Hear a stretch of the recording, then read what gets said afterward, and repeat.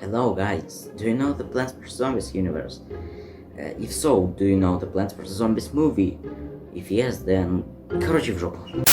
Всем хал, ребята, с вами Коля, и вы на канале Christmas Short. И сегодня я разберу несколько интересующих меня теорий по Plants vs Zombies in Real Life, а точнее по фильму. После каждого интересного момента я буду отвечать на некоторые вопросы, связанные с моими интересами и с интересами русских зрителей, по типу будет ли еще переводы и так далее.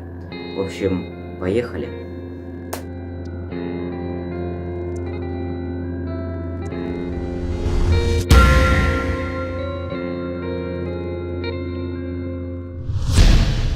Итак, начнем с лора фильма. В первом эпизоде нам показали главного героя, который отбивается от нескольких зомби с помощью растений. Ничего интересного, идем дальше.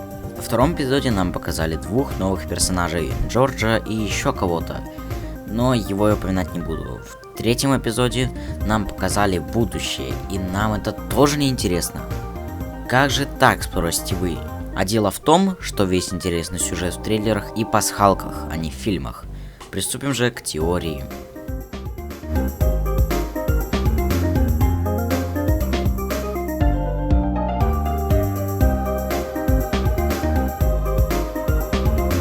Нет, их не будет из-за Ютуба, понимаете ли?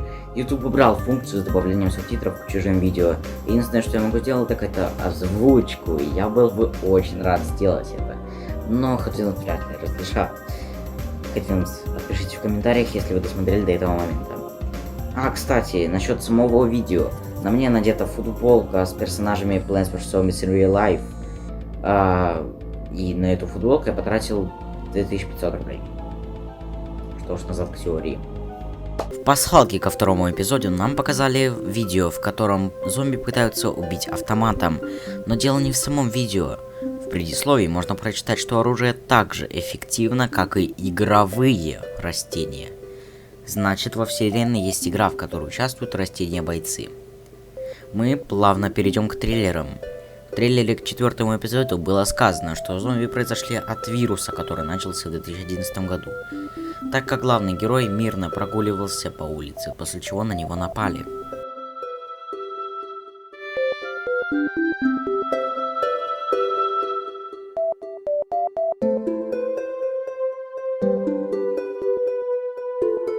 Возможно, как насчет первого, так и насчет второго. Насчет первого я не уверен, так как вряд ли Хотвинс вообще меня помнят. Да и как вообще можно реализовать мое камео? В качестве зомби или в качестве огромного аниматроника? Но насчет второго можно реализовать их камео легко, так как наш сериал будет сосредоточен на параллельных вселенных, и их камео вполне возможно.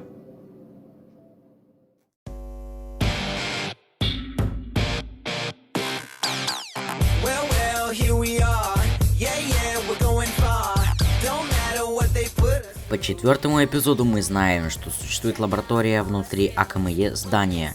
В лаборатории находится 3 горохострела, 2 мертвых и 1 живой. Ну, полуживой. Кто же их создал? Как нам известно, Джордж прилетел в лабораторию в 2009 году.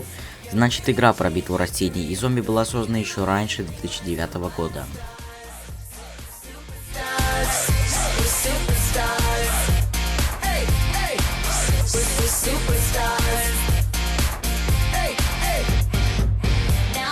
Ха, я ведь знаю сюжет 5-го эпизода, просто я вам его не расскажу.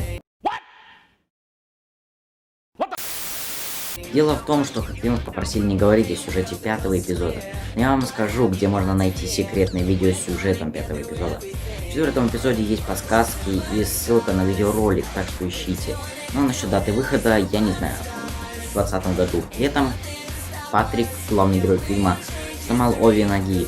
А из-за чего я не понял, так как я очень плох в немецком. И я не понял того, что он стал инвалидом или же нет. Мой языковой барьер не позволяет это понять. И, пожалуйста, люди, будьте человечными, посочувствуйте Патрику. И не спрашивайте, когда же дата выхода 5-го эпизода. Мне просто хочется задушить таких людей. Так как в видео объясняется, что Патрик сломал обе ноги, и все равно люди спрашивают, когда же дата выхода 5-го эпизода. Кто же построил эту лабораторию? Вы никогда не задумывались, почему Безумный Дэйв безумный? Итак, лабораторию построил он. Но не один, с его другом. Дэйв с другом решили создать игру растения против зомби в реальной жизни. Они оба были фанатами игры и решили воссоздать растений. Первые два эксперимента были неудачными, но дали почву для экспериментов. И наконец, третий эксперимент был удачным.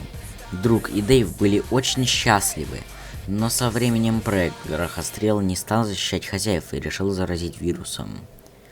Первой жертвой стал друг Дэйва. Из-за того, что друг обезумел, Дэйв решил пристрелить друга, и у него вышло. В попыхах он собрал Пенни и улетел в будущее, дабы экспериментировать там одному.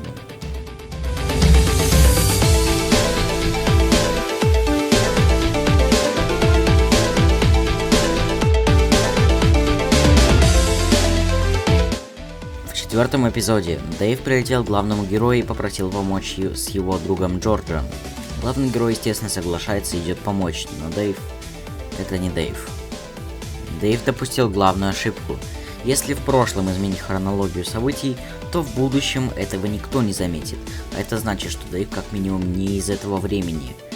Но что же делал Дэйв, пока главный герой отсутствовал? Он убивал растений. По четвертому эпизоду можно было понять, что главный герой основал компанию Bloom и Doom Seed. По игре это главный поставщик семян для людей.